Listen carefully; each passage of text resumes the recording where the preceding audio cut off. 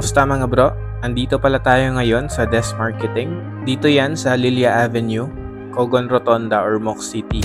Sa mga gustong mag-inquire, pwede kayong pumunta rito. Meron din silang contact number kung gusto nyong tumawag muna. Or kung gusto nyo namang mag-chat, meron din silang Facebook page. Search nyo lang yung naka-flash sa screen. Ang ire-review natin ngayong araw ay ang Yamaha XSR 155. Ine-launch ito dito sa Pilipinas noong July 2020. At itong nasa harap natin ngayon ay isa sa mga bagong color options nila. Ang tawag ni Yamaha sa kulay na to ay Metallic Black Elegance. At yun, wag na natin patagalin at ikutan na natin siya. Magsimula tayo dito sa headlight. Yung low beam tsaka high beam, pati na rin yung DRL ay LED na lahat. So dito pa lang, makikita mo na yung pagiging neo retro niya. Old or classic yung design ng headlight, pero meron ng modern tech or modern feature. Dito sa may division ng high tsaka low beam niya, meron siyang nakalagay na XSR. Sa signal lights naman ay naka-bulb type pa siya. Nandito naman sa baba ng headlight yung kanyang busina. Lipat naman tayo sa suspension. Nga pala, pasensya na kung hindi masyadong maganda yung angle ng camera natin. Naka-side stand lang to si XSR 155 kasi wala siyang center stand. So ayun na nga, balik tayo. Naka-upside down fork pa rin siya dito sa harap. Same lang nung unang labas.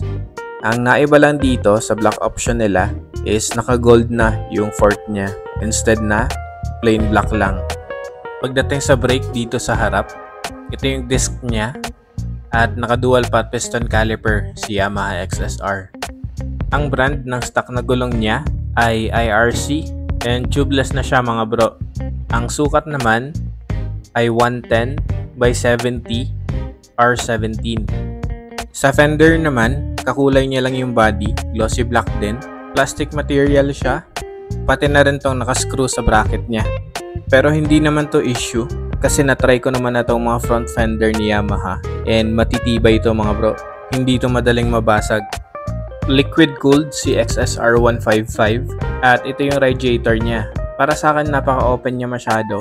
Well, ganun naman talaga dapat para mapalamig siya ng hangin kapag tumatakbo kayo. Pero para sa akin, mas okay kung bibilhan or lalagyan nyo to ng radiator cover para iwas damage. Lalo na't hindi natin maiiwasan yung mga batong pwedeng tumama dito. Yung coolant reservoir niya is nandito sa baba. Medyo hassle lang para sa akin kapag gusto mong magdagdag kasi kailangan mo pang tanggalin tong engine cover niya. Speaking of engine cover, isa to sa mga gusto ko sa motor na to. Talagang naa-attract ako kapag merong engine cover yung motor. Maliban sa meron siyang additional protection, para sa akin mas maganda yung tindig or yung itsura ng motor kapag meron ganito. Ito naman yung itsura ng makina ni XSR 155. Same engine ito sa Yamaha Sniper 155, MT-15 at R15. Kung gusto nyo i-check yung specs ng engine, balikan nyo lang yung first part ng video na to. Dito naman, ito yung brake pedal niya. Then sa foot peg, na-fold siya. And nagustuhan ko tong apakan niya kasi maganda yung grip nito sa paa. Sa taas, andito yung brake fluid reservoir para sa brake sa likod. And then, ito naman yung footrest para sa angkas. Ito naman yung tambucho niya. Covered yan ng heat guard na napakaganda rin ng design. Plastic material lang siya, pero napaka-solid pa rin. Bulky siya tignan, kaya parang big bike talaga yung dating niya. Ito naman yung muffler tip. And covered ulit yan ng heat guard na matte silver naman yung kulay. Naka-disc brake siya dito sa likod. Pero unlike sa harap, naka-single pot piston caliper lang siya dito. Pero kahit ganun, maganda pa rin naman yung braking power nito. Naka-dual sport yung mga gulong ni XSR 155. And dito sa likod, IRC pa rin yung brand and tubeless din. Ang sukat naman ay 140 by 70 R17. Ito yung tangke niya. Again, glossy black na yan. Ito is residue lang ng scotch tape. Madali lang naman tanggalin yan. Yung Yamaha emblem naman niya, instead na silver, gold na siya ngayon.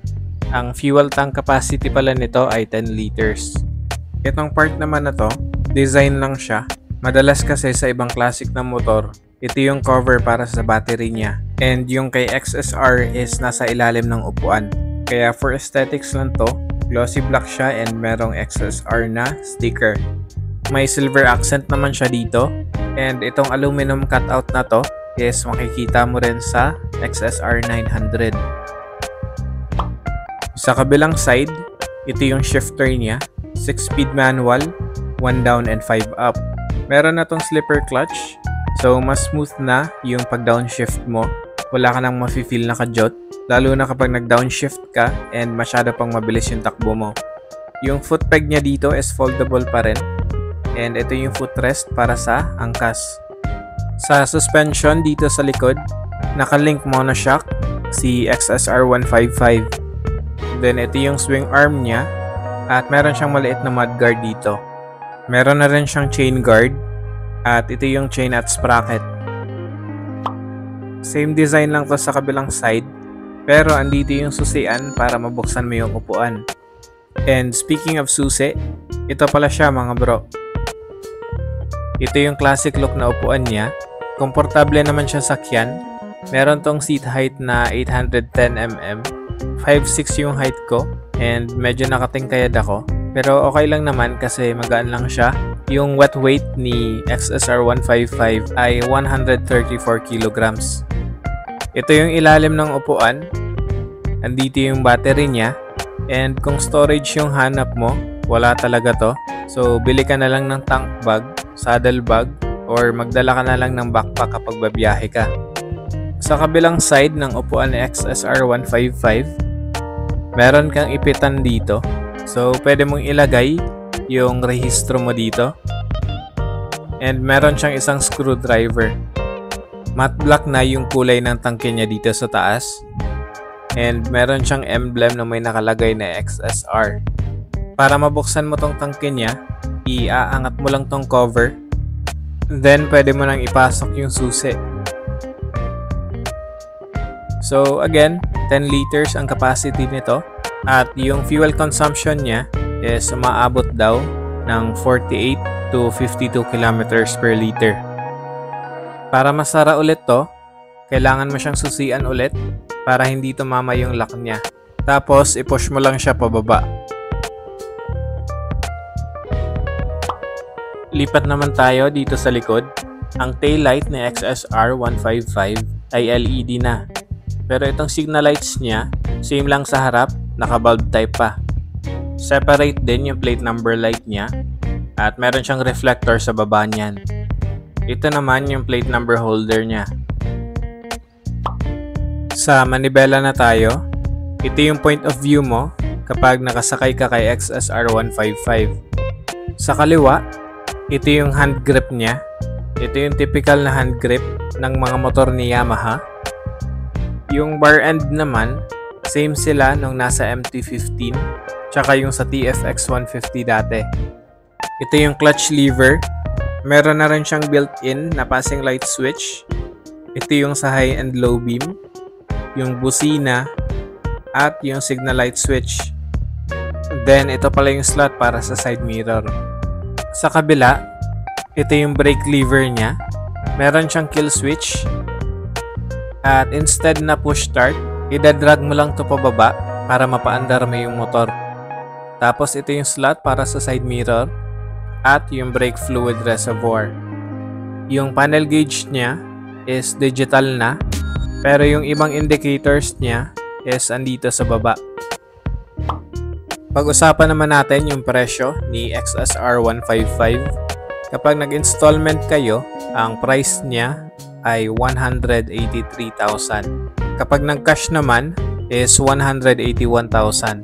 Ang down payment niya ay 26,000.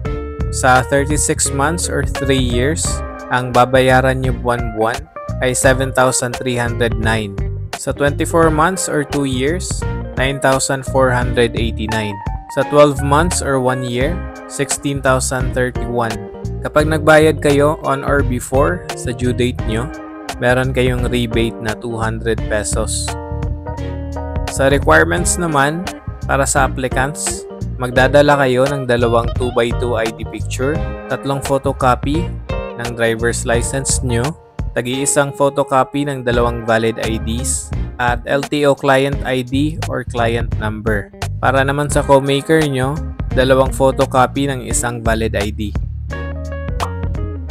At yun mga bro ang ating walk-around review kay Yamaha XSR 155. Comment na lang kayo sa baba kung anong masasabi nyo sa motor na to. And sa susunod ulit mga bro.